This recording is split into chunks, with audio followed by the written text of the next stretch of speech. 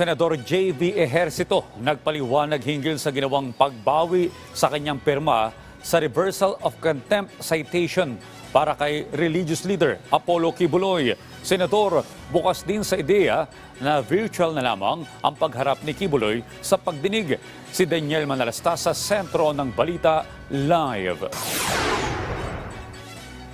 Audrey, nilinaw nga ni Senator J.V. Ejercito na hindi dahil sa kinuyog siya sa social media kahapon ang naging dahilan. Kaya naman umatras siya sa pirmahan sa isang reversal of contempt citation o isang dokumento na naglayong harangin ang pagpapakontempt o pagpapaaresto kay Pastor Apollo Kibuloy. Matatandang kahapon binawi ni Ejercito ang pagpirma kasunod ng anunsyo ni Senator Robin Padilla na pumirma rin si Ejercito sa dokumento. Narito ang kanyang pahayag. Announce na ng DOJ. So ito sa reaction on my part. So wala namang masama doon kung i-correct mo yung sarili mo, kung magbago ka ng decision. We are all human. And public perception is secondary. What is important is doing the right thing, di ba? So tao lang naman po tayo eh. Nagbabago rin ang isip natin. There are certain factors. So I did not withdraw because of bashing. Sanay na ako dyan. It's a matter of doing the right thing.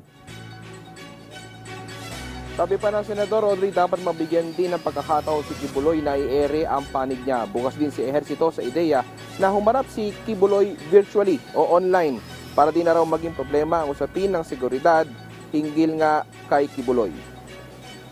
For the Senate as a whole, I think that will be more practical.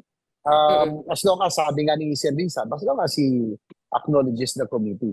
So, sa akin, mas ano yun. Kaya nga isa rin sa rason na nag-alala din ako sa di ba? Sa safety issue, sa security, sa mangyayari. So, may syempre, may followers yan eh. At least ngayon, when it's online, sinabi ni Senrisa, she can consider, then that would already at least address yung issue ng security and order.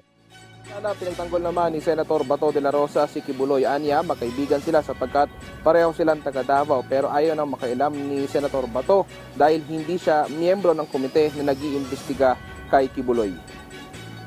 Pero kung sabihin niyo na yung impresyon ko sa kanya, ang impresyon ko sa kanya is respetado siyang tao at hindi niya kayang gawin yung mga ganun na kababuyan na inaalay sa kanya kung sa pagtingin ko sa kanya hindi ko naman siya nababantayan 24 hours. Hindi man ako nakatingin sa kanya 24 hours. Pero if you ask my opinion about him, he is highly respected. Ako mismo humahanga sa kanya. He is the son of God. Audrey, samantala, ayon sa kampo ni Senator Risa Hontiveros, March 12 yung deadline ni Senator Robin Hood Padilla para makakalap nga ng pirma para mabaliktad yung contempt order laban kay Kibuloy. At sa huling tala, nasa 4 na senador yung pumirma nga out of 8. 8 kasi, Audrey, yung magic number, yung kailangang numero na pipirma para mabaliktad nga yung contempt order. At ito'y mga manggagaling lamang sa Committee on Women and Children. Audrey? Maraming salamat, Daniel Manalastas.